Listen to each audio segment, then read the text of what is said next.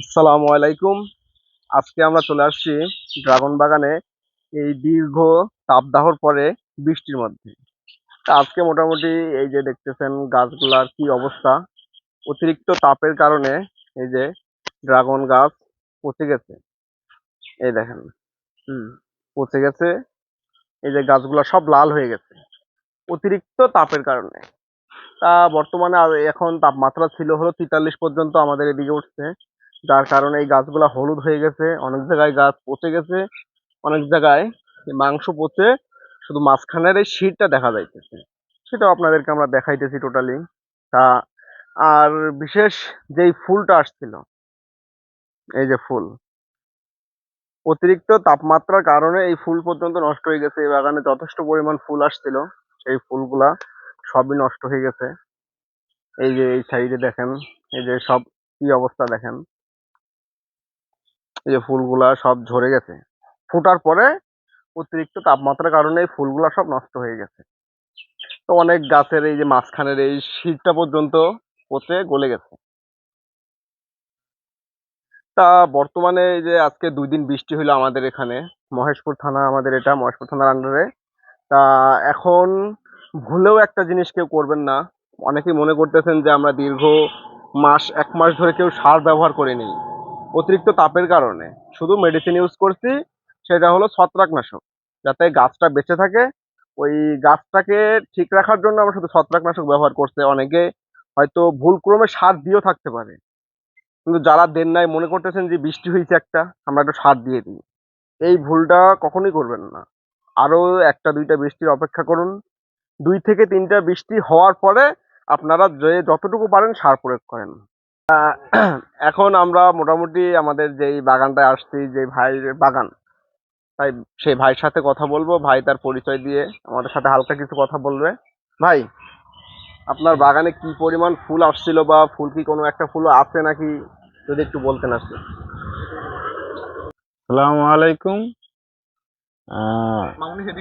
বাগানে ফুল আসছিল ভাই, অবশ্য কিন্তু যে পরিমাণে ফুল আসছিল আমি হয়তো মনে করলাম যে আমার বাগানে যতটুক বাগান আছে এটা আপনার 5 কাঠা মতো বাগান। তা যে হিসেবে বাগানে ফুল আসছিল আমি হয়তো মনে করছিলাম অনেক টাকা বিক্রি করা যাবে।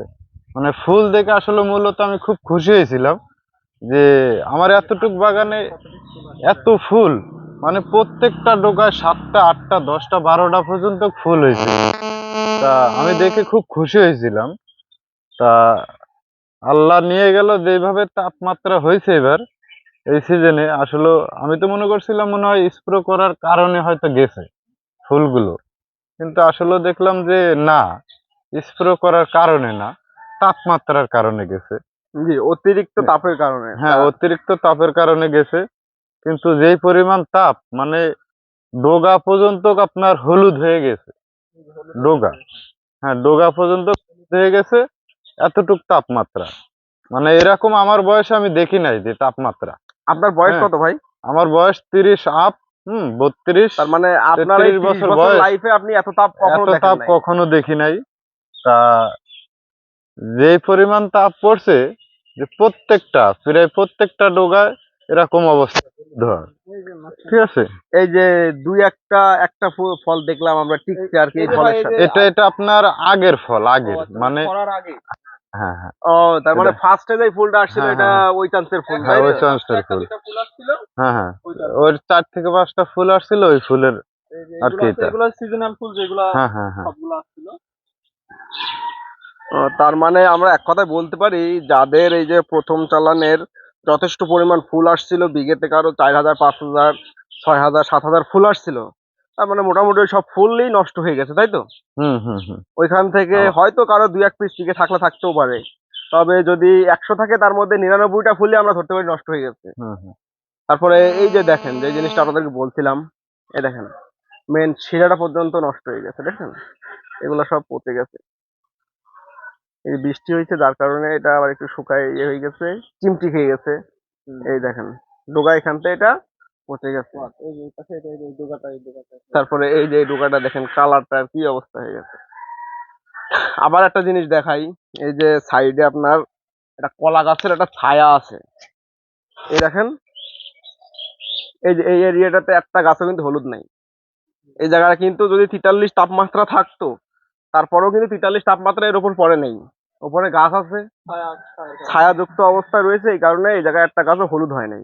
তার মানে এখানে আমরা ধরতে পারি 37 তাপমাত্রা পর্যন্ত এগুলা ছিল, এই কারণে এই গাছ একটাও নষ্ট হয় নাই। তাপদাহ, হ্যাঁ, সূর্যের তাপ সরাসরি পড়ে নাই, যার কারণে গাছটার ক্ষতি হয় না, কিন্তু ফুল নষ্ট হয়ে গেছে, গাছের কোনো ক্ষতি হয় নাই। যে একটা কথা আছে, গাছ বাঁচলে ফল এমনিই হবে। আমাদের গাছই যদি বেঁচে না থাকে তাহলে আমরা ফল পাবো কোত্থেকে? তা মোটামুটি এই একটা জিনিস দেখো, এই জায়গায় বললো, এই যে তুমি যেটা বলতেছো হালকা ছায়া বলে বলে এই ফুলটাও বেঁচে গেছে। হ্যাঁ হ্যাঁ ঠিক, এই যে এই ফুলটা আমরা অন্য কোনো জায়গায় ফুল দেখলাম না, এই ফুলটা এখনো বেঁচে ফল হয়েছে। এই যে এই ফুলের সাথে, এই ফুলের সাথে এই যে পাপড়ি এখন এর গায়ে এখনো লেগে আছে। ওই যে ওই জায়গায় আরেকটা হয়েছে, এই যে ছায়ার ভিতরে থাকার কারণে। তো এখন মোটামুটি এই যে তাপমাত্রা থেকে বাঁচার আমাদের এখনো কোনো পদ্ধতি তৈরি হয় নাই। তবে দুই এক জায়গায় একটা একটা ইয়েতে আমি দেখছিলাম, একটা ইউটিউবার ভাই ইয়ে করছে, ক্যাওলিন আর ক্লোরা, চায়না ক্লের। তা আর একজনের সাথে আমি কথা বললাম, বললো যে এইগুলা এইগুলা ব্যবহার সে নতুন করছে আর কি, তার বাগানে সে ব্যবহার করছে ফার্স্ট টাইম, তার রেজাল্ট সে পরে বলবে। কিন্তু সেই বিষয়টা আমি আরেকজনের সাথে কথা বললাম, বললো যে ওইটা এরকম একটা হোয়াইট চুন মতন, ওটা আপনি যখন উপরে দিয়ে দিবেন, ওটা ছিটাই দিলে এর উপরে আস্তরণ পড়ে যাবে গাছের উপরে, ওই ক্ষেত্রে আপনার ক্ষতি হওয়ার সম্ভাবনাও আছে। গাছের উপরে আস্তরণ পড়ে যাবে, ওইটা সূর্য যখন আলোটা পড়বে রিফ্লেক্ট করবে গাছের উপরে, তখন একটু সূর্যের আলো পড়বে না। গরম কমে যাওয়ার পরে আবার সমস্যা শুরু হবে, গরম ওটা পানি দিয়ে ওয়াশ করা লাগবে। হ্যাঁ, পানি দিয়ে ওয়াশ করা লাগবে, এটা ক্ষতিরও সম্ভাবনা থাকতে পারে। তা এখন আমাদের হলো উপরওয়ালার উপরে আস্থা রাখতে হবে। উপরওয়ালা যদি তাপমাত্রা বেশি দেয়, তাপদাহ অনেক বেশি হয়ে যায়, ওই ক্ষেত্রে আমাদের কোনো কিছুর করার কোনো সিস্টেম নাই, এখনো পর্যন্ত চালু হয় নাই। যদি নেক্সটে কোনো পদ্ধতি চালু হয়, আপনাদেরকে আমরা অবশ্যই সেই পদ্ধতির সাথে পরিচিত করাবো। তো কারো যদি কোনো ন্যাচারাল পদ্ধতি জানা থাকে, অবশ্যই আমাদের কমেন্ট বক্সে জানায় থাকবেন। আর আমাদের কমেন্টে কারো যদি কোনো সমস্যাও থাকে, সেক্ষেত্রেও জানাবেন। আমাদের কমেন্ট বক্স আপনাদের জন্য অল টাইম ওপেন করা আছে। আর সবাই আমাদের চ্যানেলটা সাবস্ক্রাইব করবেন এবং বেশি বেশি করে শেয়ার করবেন। আমাদের পাশে থাকুন, ভালো থাকেন, সুস্থ থাকেন।